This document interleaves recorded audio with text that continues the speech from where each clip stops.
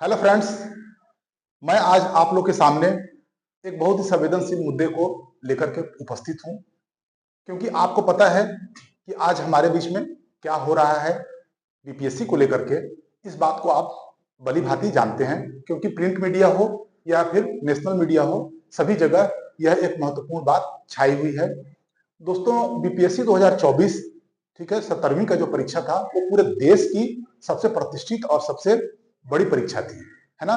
PCS के exam के लिए सबसे बड़ी परीक्षा थी। आपको ये बात पता होगा कि इस परीक्षा में दुर्भाग्य कहिए कि बापू सभागार में जो घटना घटी, यह एक दुर्भाग्यपूर्ण घटना है। यह घटना विद्यार्थियों को झकझोर के रख दिया, साथ ही साथ सभी लोगों को, जितने भी जनमानस हैं, सभी में ये एक गलत मैसेज गया कि आखिर ऐसा कैसे हो गया। बहरहाल इसके बाद आयोग ने कुछ रिपोर्ट्स के आधार पर यह निर्णय लिया कि यहाँ की परीक्षा निरस्त की जाएगी, और निरस्त हो गई, परीक्षा निरस्त हो गई और जनवरी के प्रथम सप्ताह में पुनः आयोजित भी कराई जा रही है, ठीक है। लेकिन इसी के बीच में बच्चों के अंदर एक कौतूहल का विषय आ गया है, जो आना लाजमी है। कौतूहल का विषय एक विद्यार्थी के अंदर हमेशा अपने परीक्षा के प्रति होता है, ठीक है। उसके मुद्दे अलग अलग हो सकते हैं। कौतूहल ये हो सकता है कि मेरा चयन हो जाएगा, उसके बाद मैं शासन में आकर के अपना योगदान दूंगा, अपने राष्ट्र और अपने समाज और अपने राज्य का पूरे मनोयोग के साथ सेवा करूंगा। तो एक कौतूहल ये है। दूसरा कौतूहल है वो ये है कि परीक्षा में कितनी पारदर्शिता है, परीक्षा कैसे संपन्न हुई, एक जगह जो दुर्भाग्यपूर्ण घटना है वो कैसे घट गया, मेरे साथ न्याय हो पाएगा या नहीं, ठीक है। तो ये जो कौतूहल है ये नेगेटिव है, ये गलत है, ये कभी नहीं होना चाहिए।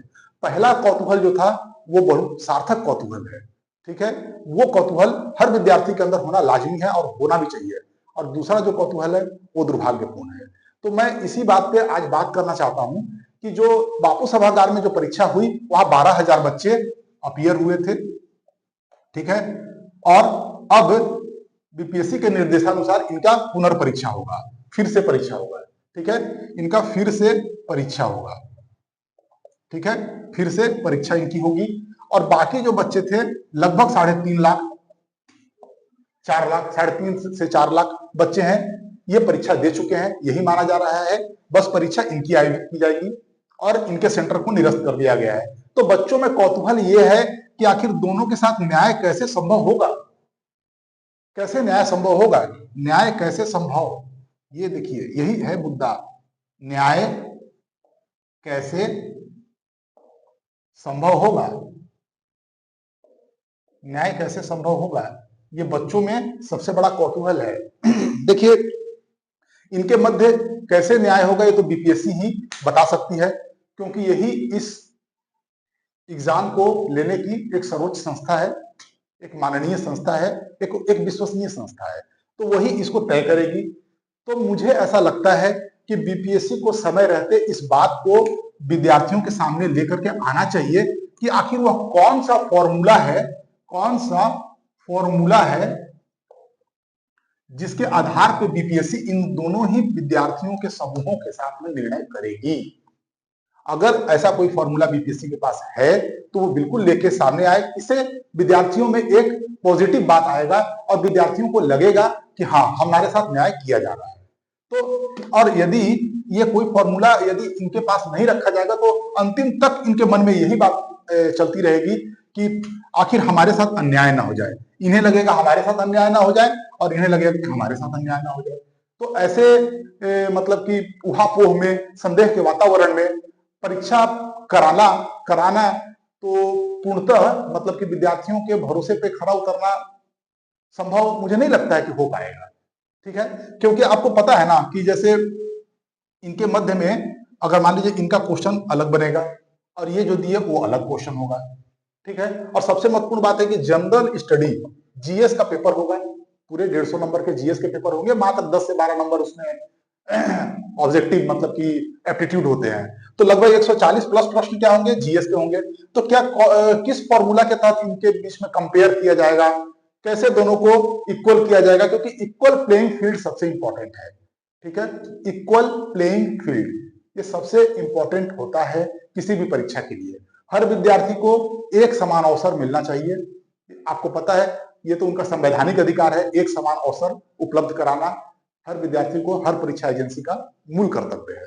तो अब बीपीएससी अपने इस मूल कर्तव्य को कैसे बखूबी करती है, इसके लिए वो बच्चों को संतुष्ट कर दे, बच्चों के सामने जाएं और बच्चों को इस बात का भरोसा दिलाएं कि आपके साथ अन्याय किसी भी परिस्थिति में नहीं होगी, क्योंकि वर्तमान में जो सरकार है यह सुशासन की सरकार है।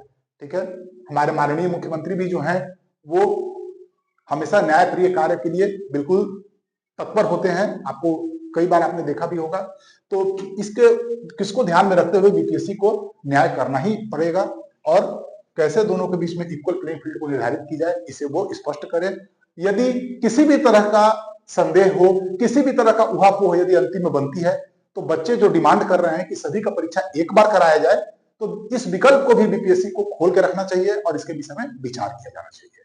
ठीक है, बहरहाल बच्चे अभी अपने बातों को शांतिपूर्ण तरीके से रख रहे हैं और बापू के द्वारा बताए गए रास्ते पे चल रहे हैं और बीपीएससी की तैयारी करने वाले जितने भी उम्मीदवार हैं वो एक मतलब कि उच्च विचारधारा के, उच्च व्यक्तित्व के और उच्च पर्सनालिटी के लोग हैं और वे सही जगह पे अपनी बातों को रखने में पूर्णतः सक्षम है और वो इस कार्य को कर रहे हैं। देखते हैं आगे क्या होता है, लेकिन फ्रेंड्स आप लोग इस बात का ध्यान रखें कि आपके साथ जरूर न्याय होगा और आप बिल्कुल अच्छे से अपने परीक्षा को ठीक है फिर से दे सकते हैं। तो इस सभी बातों के साथ में मैं यहीं पर रुकता हूँ। ठीक है, आपको उज्जवल भविष्य की कामना करता हूँ। धन्यवाद, धन्यवाद फ्रेंड्स।